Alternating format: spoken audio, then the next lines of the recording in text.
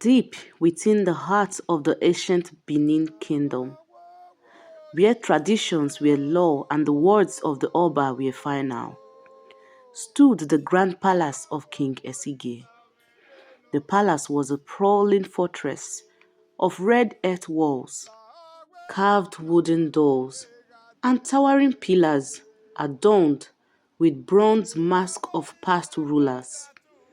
The air carried the scent of burning incense and the distant sound of talking drums, narrating the history of a land in sacred traditions.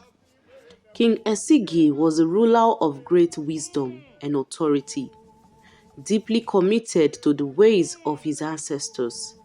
He had 10 wives, each chosen carefully from the noble Benin families, to bear him strong heirs.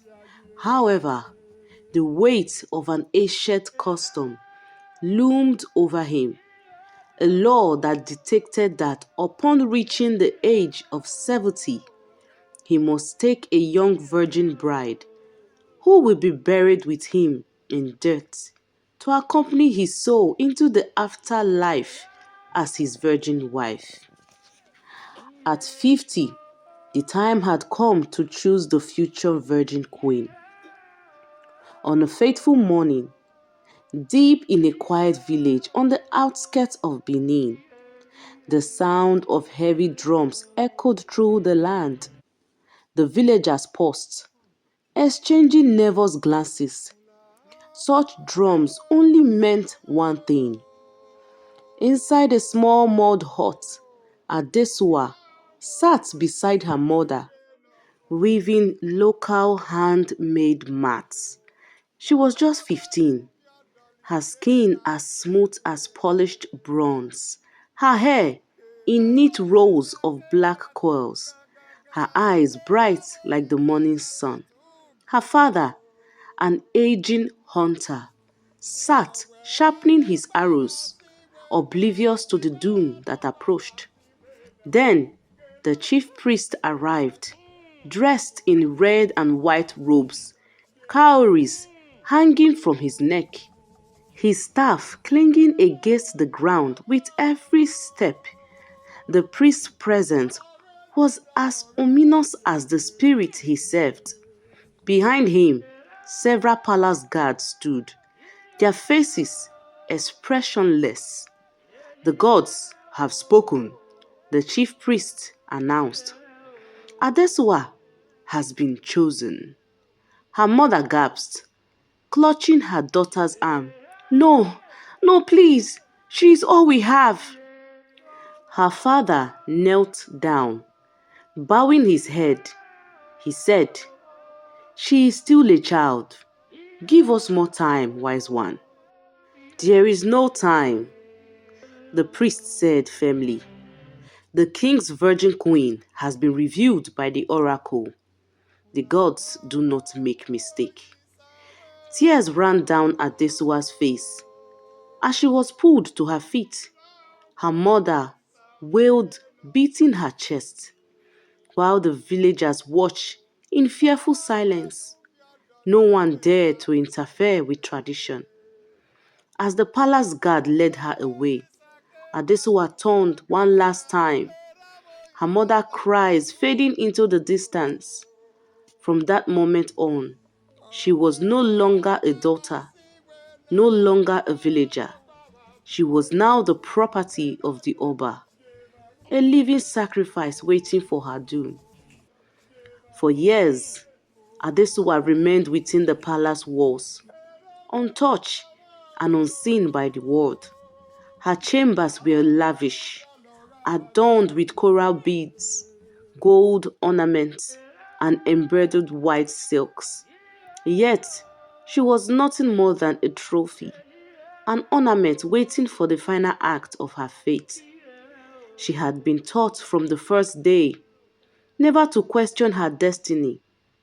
The older queens, especially the first wife, Queen Iye, often reminded her, "You are the chosen one. It is an honor to accompany the king in death." But honor felt more like a curse. to Adesua. Each day, she sat beside the throne, her face hidden behind a red mesh veil, her body wrapped in a pure white wrapper. People bowed before her, but no one dared to speak to her until the day Osaze arrived. Osaze Nosamudiana had never known the weight of tradition. Born and raised in the United States, he was an influential music mogul, a man of wealth and power. He had returned to Nigeria only for business, to introduce a documentary on African music. But something within him stirred when he stepped onto the soil of his ancestors. His father, the late Chief Obagie Nosamudiana, had been a trusted advisor to the king, a man deeply respected. When Osaze decided to visit the palace, it was more out of curiosity than duty. The moment he entered, the air grew heavy with history. The palace was a masterpiece of ancient Benin craftsmanship, massive courtyards, sacred shrines, and warriors standing guard in red and black garments. The king sat upon his ivory throne, his presence commanding. Osaze knelt before him, as was tradition. Your Majesty, I am Osaze, son of Chief Obagie Nosamudiana. I have come to pay homage. The king's eyes softened. Ah, Obagie's son, your father was a great man. You are welcome, my child. As they exchanged pleasantries, Osaze's eyes wandered, and then he saw her. Seated beside the king, draped in white with coral beads adorning her body, was the most beautiful woman he had ever seen. Though her face was hidden beneath a red mesh veil, there was something about her presence. His heart pounded. Who is she? He thought. The moment he left the palace, he couldn't stop thinking about her. That night, he told his crew, I saw someone today, a woman, dressed in white, sitting beside the king. There was something about her. I can't get her off my mind. One of the local among his crew members replied, You mean the Virgin Queen Adesua? Osaze frowned. Virgin Queen? He asked. Another local shook his head. She is a sacrifice. She belongs to the king in death. No man dares to touch her. Osaze laughed. That's absurd, he said.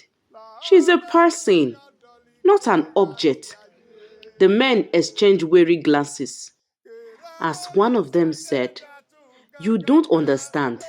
It's tradition. If you value your life, stay away from her.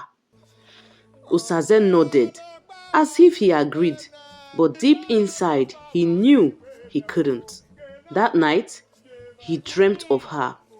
In his vision, she was dancing in a river, her white wrapper clinging to her body, her laughter echoing through the water. He tried to reach her, but the moment he stepped closer, she turned and ran. He woke with a startle, whispering to himself, I have to see her again. And so, against all warnings, he returned to the palace, determined to find a way to speak to the forbidden queen. He visited the palace frequently, trying his best to meet with her, but it was impossible. So one day, he decided to visit Oka River one evening to relax and enjoy nature with the weight of the traditions of the land sitting heavy on his shoulders. But Osaze was a man who had never known the limits of custom. He was used to bending the world to his will, carving paths where none existed. Yet, here in the ancient city of Benin, he had stumbled upon something greater than his influence, an untouchable queen bound by sacred law. His heart told him one thing, his mind warned him another. But he had never been the kind of man to listen to warnings. The river was more than just a body of water. It was a sanctuary, sacred and old, lined with ancient trees whose roots dug deep into the earth. The water shimmered under the golden light of the setting sun, carrying whispers of spirits long gone. On getting to the Oka River, Osaze stood at the narrow road path, facing three royal maidens dressed in dark two-piece garments, their bodies adorned with coral beads. They stood like statues, unmoving, their expression unreadable. "You cannot pass," one of them said. "The queen is inside the water," another added. Osaze, folding his arms, he replied, "And so? I am not a visitor. This is my father's land. Do I not have the right anymore in my father's land?" The tallest of the three maidens stepped forward, her voice colder this time. "You have no right where the spirits reign, stranger." Something in him stirred. He knew deep in his soul that the young queen was here. "You will leave now," the third maiden declared. "I will not," Osaze replied. The expressions on the three maidens shifted. A silent exchange passed between them before one by one they reached into a small leather pouch. At their waist, a fine white powder dusted by their fingertip, as one of them said, "If you do not leave, we will use this powder on you. You may not understand our ways, but if this powder touches you, whatever happens to you will not be on us, but on you." The wind carried their words heavy with meaning. Osaze hesitated, his heart weary with reasons. He clenched his fist, preparing to fight for his presence, but then something told him to turn back. He did, but as he walked away, he felt a pair of eyes on him. Queen Adesua was hiding far behind a tree, staring at him. Deep in his heart, he knew this was not the end. The next day, he returned to the river, hoping to see the young queen, and the day after. But each time, disappointment greeted him. Then, on the third day, just as he was about to leave, he saw her. She walked gracefully towards the water, her white wrapper clinging to her slender frame, the red beads in her hair glistening in the sunlight. Her maidens followed behind, standing guard at the narrow path. Osaze knew he had no time. He moved quickly, slipping through the dense trees along the river bank, his breath shallow as he waited. Adesuwa stepped into the water, her movement slow, deliberate, as though she was one with the water itself. This was his chance. With careful steps, he emerged from his hiding place, walking towards her, the damp earth cool beneath his feet. She sensed him before she saw him. Her body stiffened, but she did not turn. "Don't scream! Don't scream," he said in a hushed tone. She said nothing, but she knew she had heard him. "I mean no harm," he said. She turned, then, her dark eyes locking onto his. There was fear in them, but also curiosity. "What do you want?" she asked softly. He took a step closer, careful not to startle her. "To know you," he replied. A flash of surprise crossed her face. "Why?" she asked. He exhaled, rubbing the back of his neck. "Because I don't believe anyone truly knows you. Not as a person, I mean."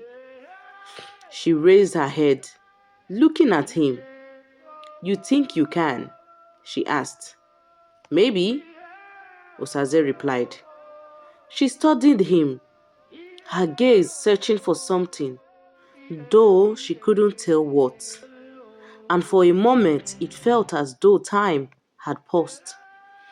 Then she did something unexpected. She smiled. It was small, barely there, but it was real. "You are strange," she said. He chuckled, sitting on top of a rock near the water. "I have been called worse," he replied.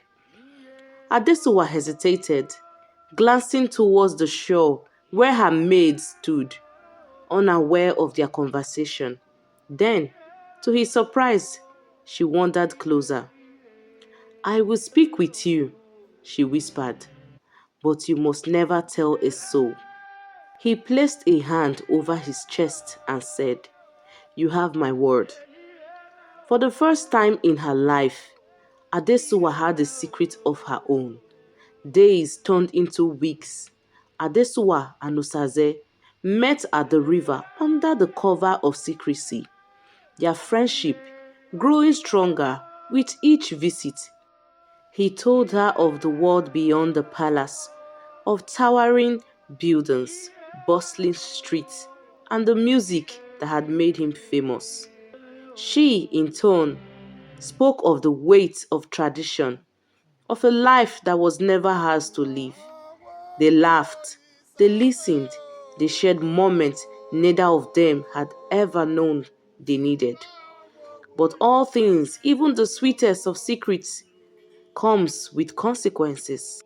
Adesuwa, who once visited the river once every 2 days, now went every single day. The king noticed one evening, as she sat beside his throne. King Esigi regarded her with narrow eyes. "You have been visiting the river more frequently," he said. Adesuwa's heart pounded, but she kept her face calm. "Yes, my lord," she replied.